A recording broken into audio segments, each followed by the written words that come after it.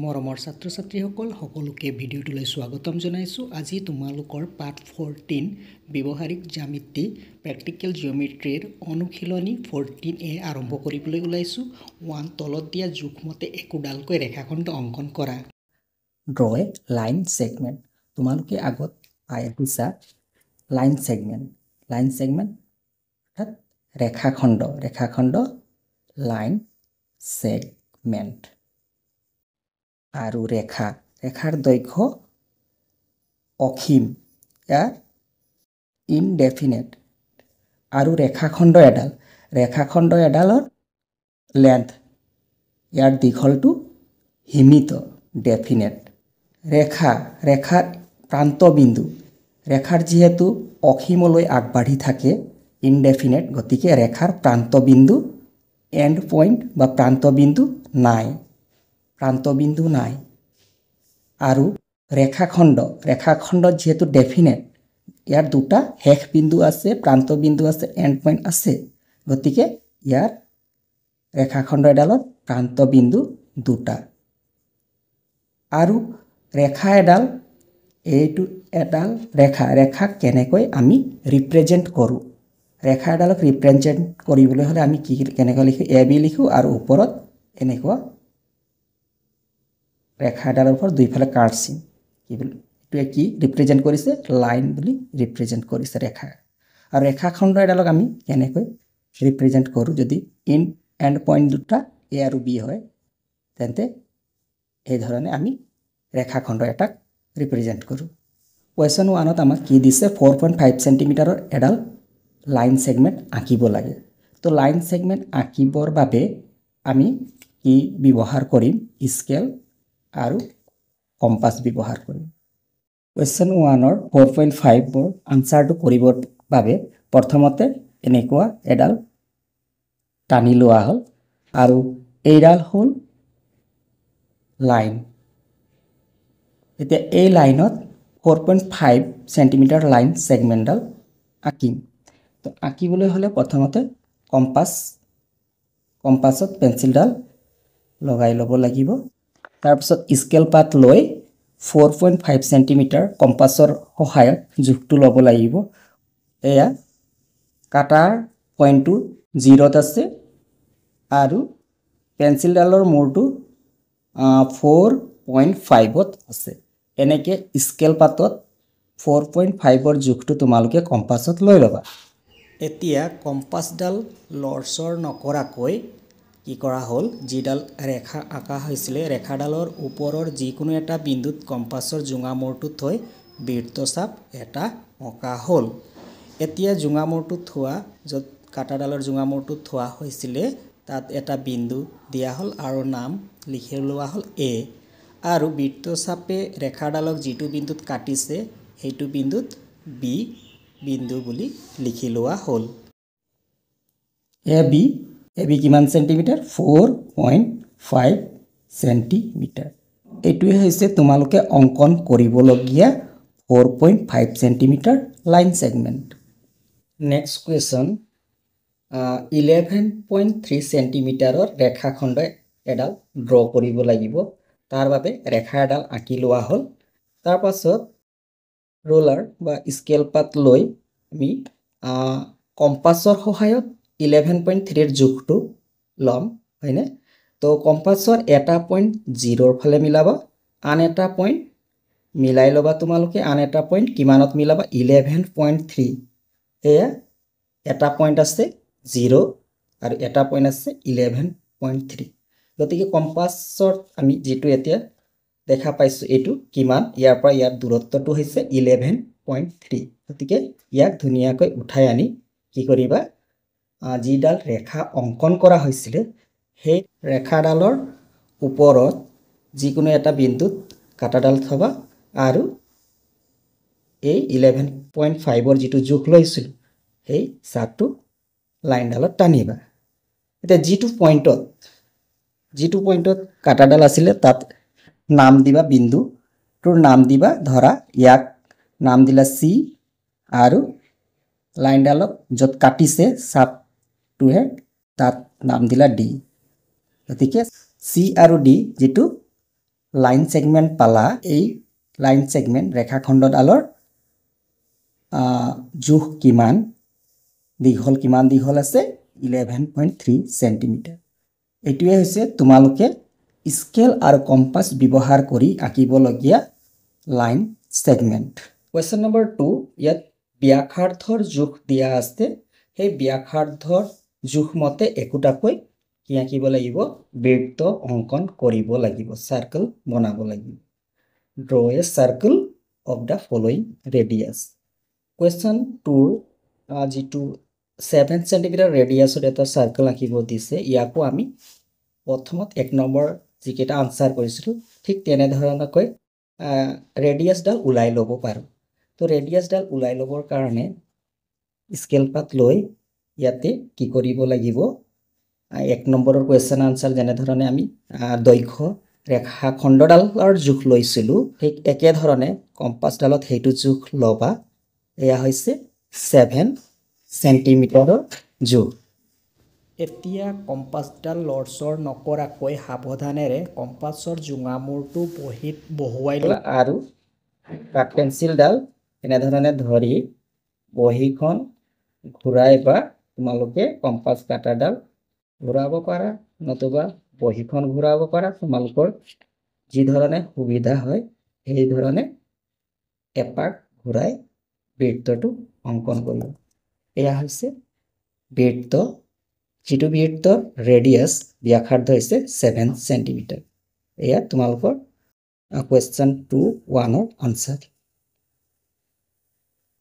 ঠিক একে ধৰণে আমি 2 নম্বৰৰ আনসাৰটো কৰিম 2 নম্বৰত কি দিয়া আছে 6.7 সেন্টিমিটাৰ কোৱেশ্চন 1 ৰ দৰে প্ৰথমতে তোমালোকে স্কেলৰ সহায়ত কম্পাস ডালত 6.7 সেন্টিমিটাৰ জোখটো লৈ লবা আৰু কম্পাসডাল লৰচৰ নকৰাকৈ এটা ঠাইত কম্পাসৰ কাটাডাল ভালকে বহুৱাই লবা বহুৱাই লোৱাৰ পাছত তোমালোকে কি কৰিবা বহিখন ঘূৰাই পেলাই বৃত্তটো অঙ্কন কৰিবা নতুবা কম্পাসডাল ঘূৰাব পাৰিবা এয়া হৈছে বহিখন ঘূৰাই পেলাই এটা বৃত্ত আঁকিলো যেটো বৃত্তৰ ৰেডিয়াস 6.7 সেন্টিমিটাৰ এয়াই হৈছে 6.7 ব্যাসাৰ্ধ বিশিষ্ট অঙ্কন কৰিবলগীয়া বৃত্ত কোৱেশ্চন নম্বৰ 3 6 সেন্টিমিটাৰ দৈৰ্ঘ্যৰ এডাল ৰেখাখণ্ড AB আঁকা AB এডাল ৰেখাখণ্ড আঁকাৰ পিছত A বিন্দুৰ পৰা 3.5 সেন্টিমিটাৰ দূৰত্বত এটা বিন্দু C লোৱা এতিয়া C বিন্দুত AB ৰ ওপৰত এডাল লম্ব আঁকা 3 নম্বৰ আনসাৰটোৰ বাবে আমি ৰেখা এডাল অঙ্কন কৰি ললো লাইন এডাল ইয়াত 6 সেন্টিমিটাৰ এডাল ৰেখাখণ্ড অঙ্কন কৰিব লাগিব তো 6 সেন্টিমিটাৰৰ কাৰণে কম্পাসৰ এটা পইণ্ট থাকিব 6 আৰু এটা পইণ্ট থাকিব 0 এয়া দেখা পাইছা এটা পইণ্ট 6 এটা পইণ্ট 0 তো এইটো লৰচৰ নকৰাকৈ উঠাই লৈ ৰেখা ডালৰ ওপৰত এটা বৃত্তৰ চাপ আঁকা যেটো বৃত্তৰ চাপে ৰেখা ডালক এটা বিন্দুত কাটিব এটা আমি দুটা বিন্দু পালো হয়নে এটা কাটাডালত পাইছো আৰু এটা বৃত্তৰ চাপে ৰেখাডালত অঙ্কন কৰা ইয়াত A আৰু ইয়াত B AB ৰেখাখণ্ড ডাল কিমান সেন্টিমিটাৰ আছে 6 সেন্টিমিটাৰ আছে তো প্ৰথম কামটো কৰিলা এতিয়া A ৰ পৰা 3.5 সেন্টিমিটাৰ এতিয়া কি কৈছে A ৰ পৰা 3.5 সেন্টিমিটাৰ দূৰত্বত এটা C বিন্দু লোৱা তো স্কেল পাত লৈ তোমালোকে A বিন্দুত এনেকে মিলাবা তাৰ পিছত 1 centimetre 2 centimetre 3 centimetre 3.5 centimetre 3.5 centimetre 3.5 centimetre দূৰত কি লব কৈছে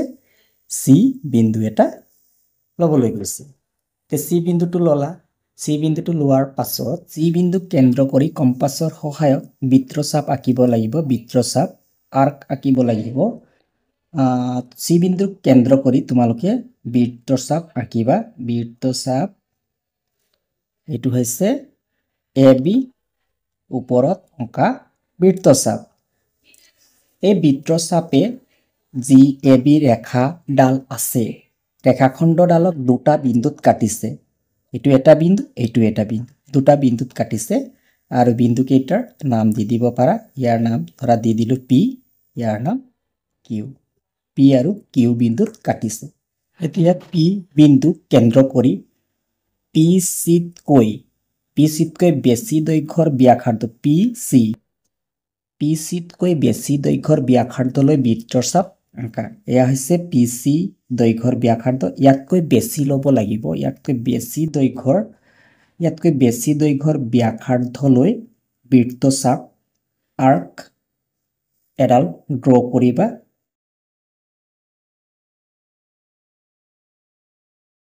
Similarly, same radiusত কিউ বিন্দু কেন্দ্ৰ কৰি আন এটা আৰ্ক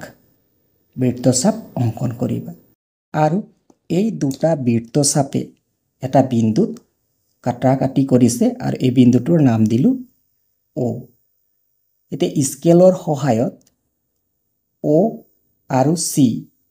সংযোগ কৰি দিবা এই CO ৰেখাই হ'ল আমি C বিন্দুত আঁকিবলগীয়া লম্ব পাৰপেন্ডিকুলাৰ কোয়েশ্চন নম্বৰ 4 8 সেন্টিমিটাৰ দৈৰ্ঘ্যৰ এডাল ৰেখা খণ্ড আঁকিব লাগিব ৰেখা খণ্ডডালৰ ওপৰত নথকা এটা যিকোনো বিন্দু ল'ব লাগিব আৰু এই বহি বিন্দুটোৰ পৰা ৰেখা খণ্ডডাললৈ এডাল লম্ব আঁকিব লাগিব কোয়েশ্চন নম্বৰ 4 ৰ আনসাৰ কোয়েশ্চন নম্বৰ 4 ত কি কৈছে যে কোয়েশ্চন নম্বৰ 4 ত কৈছে 8 সেন্টিমিটাৰৰ এডাল ৰেখা খণ্ড আঁকা তো 8 সেন্টিমিটাৰৰ এডাল ৰেখাখণ্ড তোমালোকে আঁকি ল'বা স্কেলৰ সহায়ত 8 সেন্টিমিটাৰ এডাল ৰেখাখণ্ড অঁকা হ'ল আৰু বিন্দু দুটাৰ নাম দি দিয়া হৈছে এ বিন্দু আৰু বি বিন্দু এতিয়া ৰেখাখণ্ডৰ ডালৰ ওপৰত নথকা যিকোনো এটা বিন্দু ধৰা ইয়াত এটা বিন্দু লোৱা হৈছে এটো বিন্দুৰ নাম দিয়া হৈছে পি এই বিন্দুটো ৰেখাডালৰ ওপৰত নাই অৰ্থাৎ বহি বিন্দু এতিয়া বহি বিন্দুটোৰ পৰা ৰেখাডাললৈ এটা লম্ব অংকন কৰিব লাগে তাৰ বাবে আমি কি কৰিলো প্ৰথমতে যিটো বহি বিন্দু আছে বহি বিন্দুৰ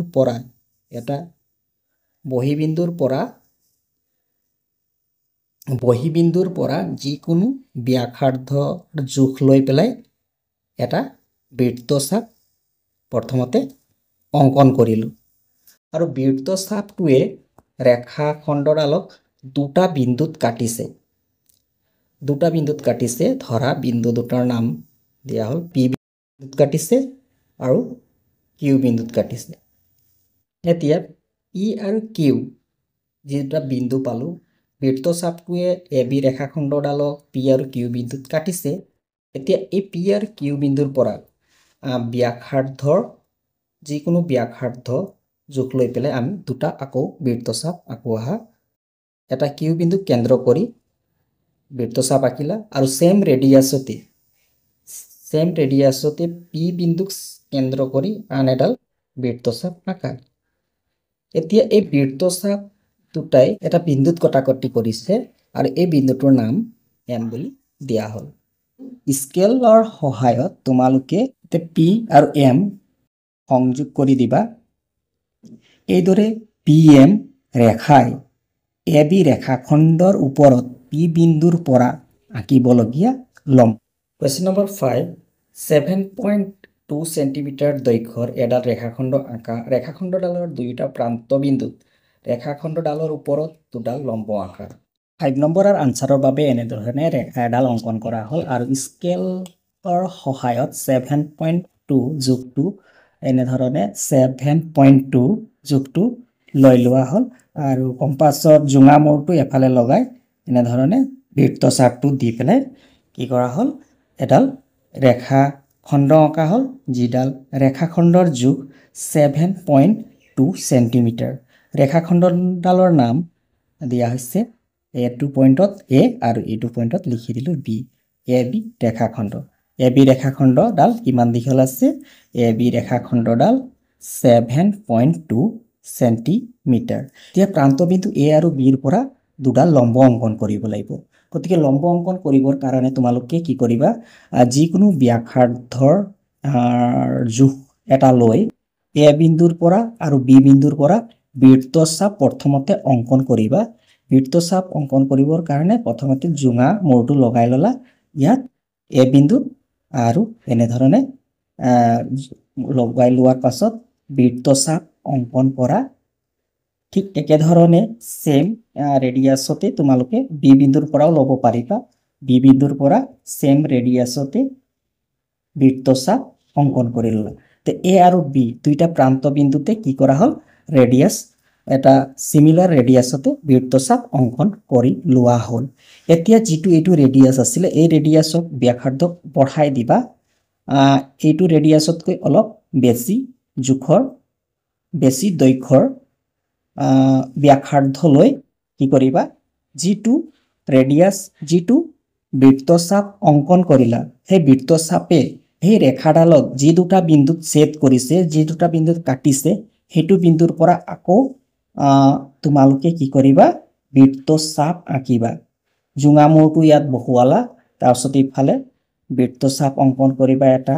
আৰু একে সিমিলাৰ ৰেডিয়াছতে আৰু এইটো বিন্দু কেন্দ্ৰ কৰি বৃত্তচাপ অঙ্কন কৰিবা ঠিক একে ধৰণে বি বিন্দুৰ ফালেও যেটো বৃত্তচাপে যত লাইনডালৰ ওপৰত কটি কৰিছে হেতু বিন্দু কাটা জোঙা মূৰটো লগাই বৃত্তচাপ অঙ্কন কৰিবা ঠিক একে ধৰণে দুইটা পইণ্টৰ পৰাই বৃত্তচাপ অঙ্কন কৰিবা আৰু বৃত্তচাপ দুটা এটা বিন্দুত কটাকটি কৰিলে এতিয়া যেটো বিন্দুত কটাকটি কৰিছে বিন্দুটোৰ ইয়াৰ নাম দি দিয়া পি আৰু ফালে দি দিয়া কিউ এতিয়া কটাকটি কৰা পি বিন্দু আৰু এ বিন্দু সংযোগ কৰি দিয়াত এই পি এ বা এ পি এই ৰেখাডালেই হ'ব এ বি ৰেখাখণ্ডৰ ওপৰত টনা এ বিন্দুত টনা লম্ব কিউ আৰু বি বিন্দু দুটা সংযোগ কৰা হল এই বি কিউ বা কিউ বি ৰেখাই হল বি বিন্দুত আমি আঁকিবলগীয়া লম্ব এয়া হৈছে 5 নম্বৰৰ আনসাৰ